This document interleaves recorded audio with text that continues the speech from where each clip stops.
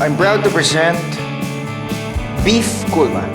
This is a fusion of kare-kare and caldereta. Makwento ko lang ho kasi my yaya used to experiment, kaya ako nahilig sa pagluluto. And this dish also reminds me of our happy times living in Mindanao.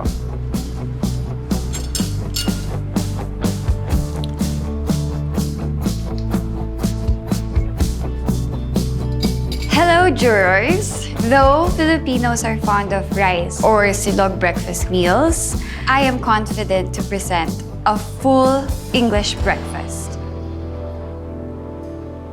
I have eggs, sausages, beans, bacon, mushrooms, toast, and black pudding.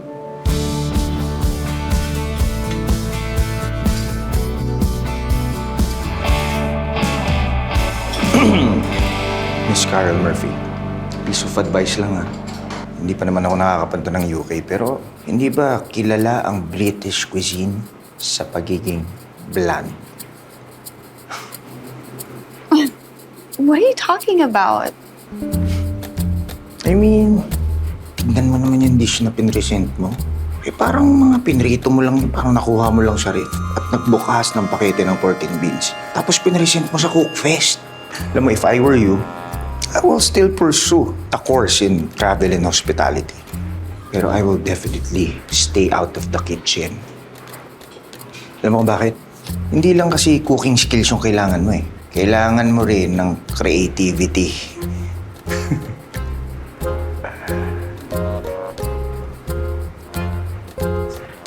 How rude. With all due respect, sir, yung customer lang naman yung maarte. Di ba? Ang klaro ng menu natin, nakakaiba yung sizzling sinigang. Tapos ano, maghahanap ng maraming sabaw.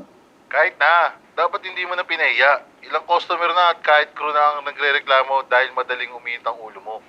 So pati yung mga crew nagre-reklamo? Ano magagawa ako kung tatanga-tanga sila at walang appreciation sa food yung mga ina-hire ninyo? Ako pa? Ako pa talaga yung mali? Hey, watch your words. That is it. I'm sorry, Mr. Dylan Madrigal, but we're letting you go. You're fired. Ano, boss? Boss!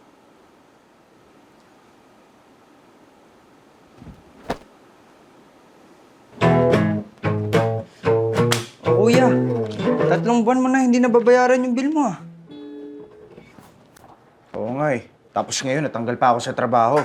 Ewan ko ba? Sabi niya, mainitin daw masyado ulo ko. Kasalanan ko ba kung... Tatanga-tanga yung mga customer, pati yung mga katrabaho mo. Ano, tama? Oo. Bad trip? Kung kailan ba naman na napakadami kong bayarin? What if, consider ko na kaya mag-abroad? Baka mas ma-appreciate pa nila yung talent at ideas ko. Tsaka wala, hanggang ngayon, sarado pa rin yung utak ng mga local consumers pagdating dyan sa mga fusion dishes. Work abroad baka mo?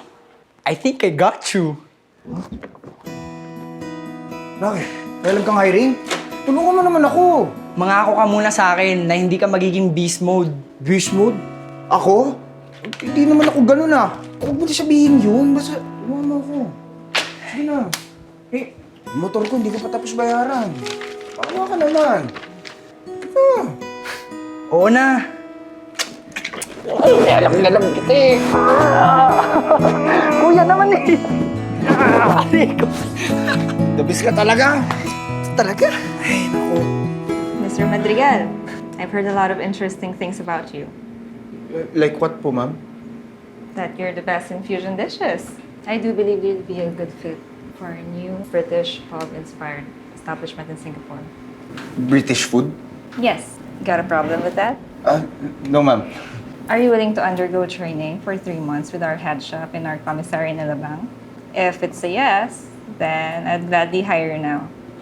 Yes, ma'am. I will train and accept this challenge. Great! I'm glad to have you on board, Mr. Madrigal. Thank you, ma'am. Thank you. Welcome. Come in. You're early, Chef. Chef Dylan, I'd like you to meet Chef Carol Murphy.